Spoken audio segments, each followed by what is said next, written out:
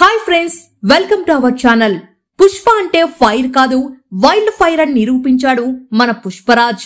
ఓ పాత్ర బ్రాండ్ లా మారిపోయిందన్నా, ఓ మేనరిజాన్ని ప్రపంచం మొత్తం అనుకరించిందన్నా అందుకు కారణం పుష్ప ది రైజ్. అల్లు అర్జున్ కథానాయకుడిగా సుకుమార్ దర్శకత్వంలో రూపొందిన ఈ చిత్రం సంచలన విజయం సాధించింది. దానికి కొనసాగింపు చిత్రం పుష్ప 2 ది రూల్. ఇది మొదలవ్వకముందే అంచనాలు ఆకాశాన్ని తాకాయి.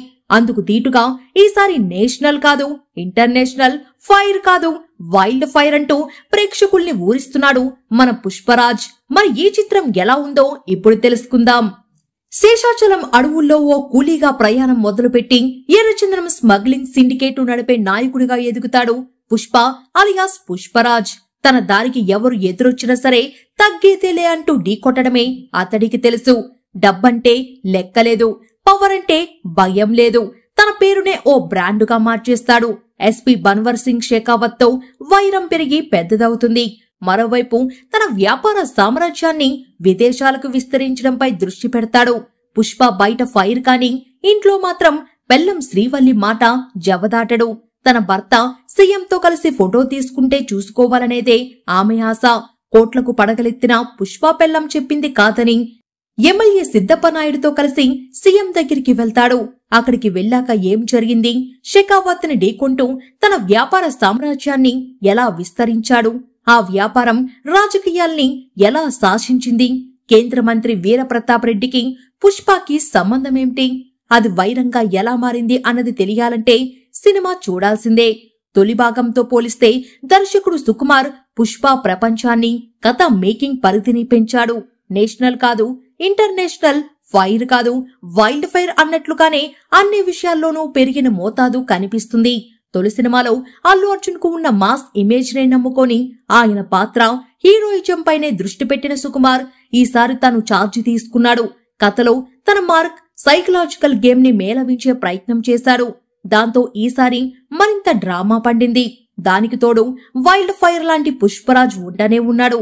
మరింత బలంగా తీర్చిదిద్దిన ఈ పాత్రపై అల్లు అర్జున్ పూర్తి స్థాయిలో ప్రభావం చూపించాడు. తన ప్రాణం పెట్టేశాడనే చెప్పాలి. దాంతో ఈ సినిమా అభిమానులకు అస్సలు సిస్సులు సంబరమైతే సాధారణ ప్రేక్షకులకు ఓ మంచి మాస్ సినిమా చూసిన అనుభూతి కలుగుతుంది. ఇంటర్నేషనల్ టచ్ ఇస్తూ సినిమాని ఆరంభించిన దర్శకుడు అడుగడుగున ఎలివేషన్స్ తో కట్టిపడేసే ప్రయత్నం చేశాడు. షెకావత్ పట్టుకున్న తన మనుషుల్ని పోలీస్ స్టేషన్ కు వెళ్లి విడిపించడం మొదలుకొని ముఖ్యమంత్రి దగ్గరికి వెళ్లి తన మార్క్ రాజకీయం చేయడం వరకు సాగే సన్నివేశాలతో పుష్ప పాత్ర నైజం ఎలాంటిదో ఆవిష్కరించాడు దర్శకుడు. ఆ తర్వాత మాల్దీవుల్లో వ్యాపార ఒప్పందం, అక్కడ 100 కోట్లతో పుష్ప చేసే కొనుగోలు సినిమాలో ఉన్న మరో కీలకమైన ఎలివేషన్. ఇక పుష్ప, షెకావత్ ఒకరికొకరు వేసే ఎత్తులు, పై ఎత్తులు అసలు సిసలు డ్రామాని పండిస్తాయి. ప్రథమార్థమంతా ఒకెత్తైతే విరామానికి ముందు వచ్చే సన్నివేశాలు మరో ఎత్తు. పుష్ప షెకావత్ కి ఊహించని రీతిలో జలక్కివ్వడం ఆకట్టుకుంటుంది. అలాగని సినిమా పుష్ప వ్యాపారం చుట్టూనే సాగదు. కుటుంబ నేపథ్యంలో సాగే డ్రామా కూడా కీలకమనే చెప్పాలి. తన భార్య శ్రీవల్లి మాట జవదాటిన భర్తగా పుష్ప నడుచుకునే తీరు, వాళ్ళిద్దరి మధ్య ప్రేమ, ఫీలింగ్స్ సన్నివేశాలు గిలిగింతలు పెడతాయి. భర్త భార్య మాట వింటే ఎలా ఉంటుందనే విషయాన్ని కథతోనే లింక్ పెట్టిన తీరు ఆకట్టుకుంటుంది. విద్యార్థంలో గంగమ్మ జాతర అయితే హైలైట్ అనే చెప్పాలి. గూస్ బంప్స్ అంతే.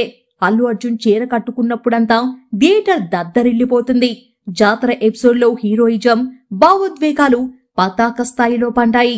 ఇదే జాతర ఎపిసోడ్ లో శ్రీవల్లి పాత్ర కూడా కీలకమైంది. ఆ తర్వాత 2000 కోట్ల విలువ చేసే ఎర్రచందనాన్ని రాష్ట్రం, దేశం సరిహద్దుల్ని దాటించే ఎపిసోడ్ చాలా ఆకట్టుకుంటుంది.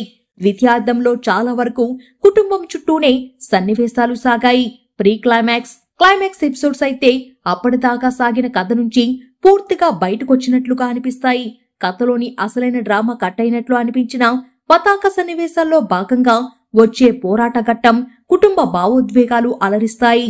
పాటలకి మంచి టైమింగ్ కుదిరింది. ఫస్ట్ హాఫ్ లో ఫీలింగ్ పాట మాస్ తో విజిల్స్ వేయిస్తే సెకండ్ హాఫ్ లో సూసేకి, కిసిక్కు పాటలు ఆ ఎనర్జీని మరో స్థాయికి తీసుకెళ్తాయి. మరి సినిమాలో మైనస్ లేవి లేవా అంటే కొన్ని ఉన్నాయి. 3 గంటలు నిడివి ఉన్న ఈ సినిమాలో సాగతీత కొద్దిగా ఎక్కువే ఉంది. ఆరంభంలో వచ్చే ఫైట్ కి కథకి సంబంధం ఉండదు. అలాగే షెకావత్ పాత్రని పరిచయం చేయడంలో ఉన్నంత బిల్డప్ దాన్ని ఎగ్జిక్యూట్ చేయడంలో లేదు. విలన్ పాత్ర కాస్త బలంగా ఉన్నప్పుడే హీరో పాత్ర ఎలివేట్ అవుతుంది. పుష్ప పాత్ర బలం ముందు షెకావత్ తేలిపోయాడు. మంగళం శ్రీను, ద్రాక్షాయిని పాత్రలు ఇందులో ఇంకా సాదాసీదాగా సాగుతాయి.